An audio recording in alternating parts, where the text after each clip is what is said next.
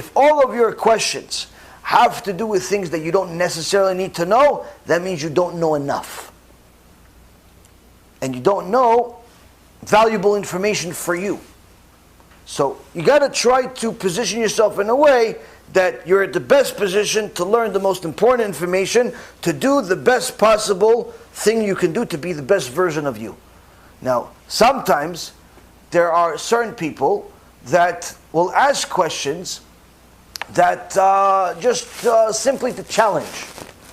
Simply to challenge. One of the examples is this week's parasha. Who asked the question that just to challenge the system? This week's Parashat Bereshit. Who asked the question to challenge the system? The Nachash. It says the Nachash was Arum. What does it mean the Nachash was Arum? Clever. He had a plan. He had a plan to do something. So Nachash היה ערום מכל חיית השדה, אשר עשה אדוני אלוהים. ויאמר אל האישה, אף כי אמר אלוהים לא תאכלו מכל עץ הגן. So in Sefer Bereshit, in chapter 3, says that the snake was cunning beyond any beast of the field that Hashem made. And he said to the woman, he said to Chava, did perhaps God say you shall not eat of any tree of the garden? No. Does the Nachash know what God said? He does. So why is he asking the question? That's the question I have for you guys. Why is he asking the question if he already knows the answer? No, you get the first chance at it. To avoid telling her what to do, but putting in a question that makes her... To manipulate her answer. To manipulate her. So he's asking a question, he knows the answer because he wants to manipulate her. What does that teach us? What does that teach you? Questions can be manipulated. Aside from that. Don't be like the snake. Don't be like the snake. Chazaku Baruch. Don't ask a question if you already know the answer to. Because if you do, that means you have a bad agenda. But you also know that people are flawed, which makes you evil, because you're taking advantage of them. Hence the reason why he got cursed permanently, because what he did was evil. It wasn't just bad, it wasn't just wrong, it was evil. Because he knew she will likely mess up with the answer. And she did. What did she do? When he told her this, what he told her, the woman responds to the serpent, to the snake, of the fruit of any tree of the garden we may eat. Of the fruit of the tree which is in the center of the garden, he said, you shall neither eat nor touch it, lest you die. For all intents and purposes, what she answered was correct, except it was 100% wrong. It was 90%, 99% correct and 100% wrong. Why? Because he asked her a question that he already knew. Didn't God tell you not to eat from the garden? Did he really tell you that? Not to eat from the garden? And as if he doesn't know. And she says to him, no, he said don't eat from this specific tree, but don't touch it.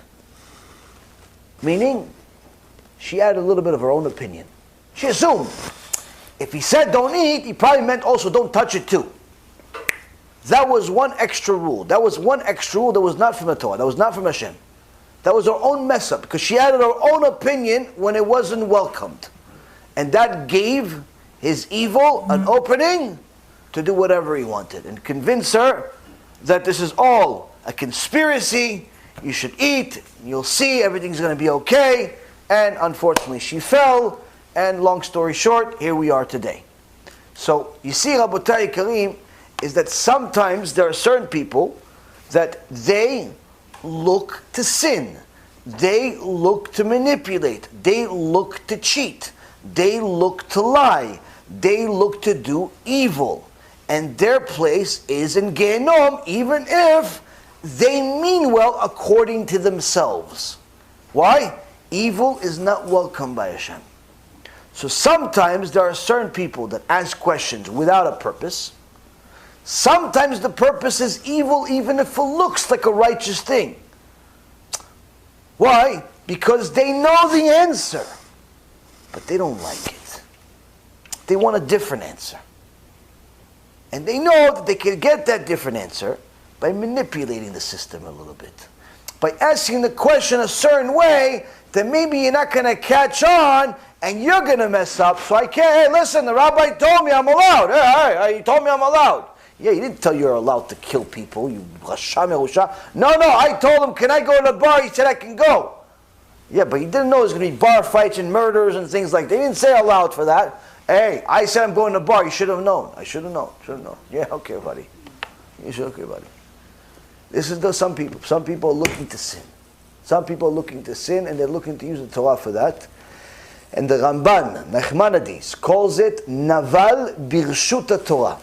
Despicable in the name of the Torah. People that use the Torah in order to manipulate the Torah and everyone around it and arrive at what they desire to do without the Torah. And unfortunately today there are many people that do it on a regular basis, some public, some private. This is why the most critical teachings that a person can learn today is what Hashem said from the beginning. Reshit Chochmah Yirat Hashem. The beginning of wisdom is fear of Hashem. Meaning, all of the things I told you to learn, Chumash, Halacha, Mussar, all of those things, guess what? The ultimate goal of all of them is for you to acquire Yirat Shamayim. Not just learn that Gehinnom exists and there's a first, second, third, fourth, fifth, and seventh chamber, and each one has chambers within it, and each one has a Bet Din within it, and each one has a certain section that you have to go through, and after you finish, you have to go to the other chamber, because it's not only chamber number 4 that you have to go to. You also have to go to number 3, Habibi. And after you finish number 3, you go into number 2. It doesn't just go, oh, you only go to 4, and then you finish, and you go to Gan Eden, Habibi. You're in your dreams, maybe. You go to 4 and 3 and 2, and maybe after that, you go and get reincarnated again. Or maybe you're going to go to Kafakela, and maybe they'll put you in Gan Eden for a little bit just to torture you and put you back in Gehinnom. So it's not such a simple way for you to just focus on, oh, there's a punishment. No. What it is that you have to acquire enough fear of the Almighty, you don't want to mess with Him. That's the point of learning Chumash, of learning Halacha, of learning Mussar. God, whatever you say, I do. Why? I don't want to mess with you. You're God, not my buddy, not somebody that I could just mess. No, you're God. You say it, I do it. Like it or don't like it doesn't matter anymore. Why?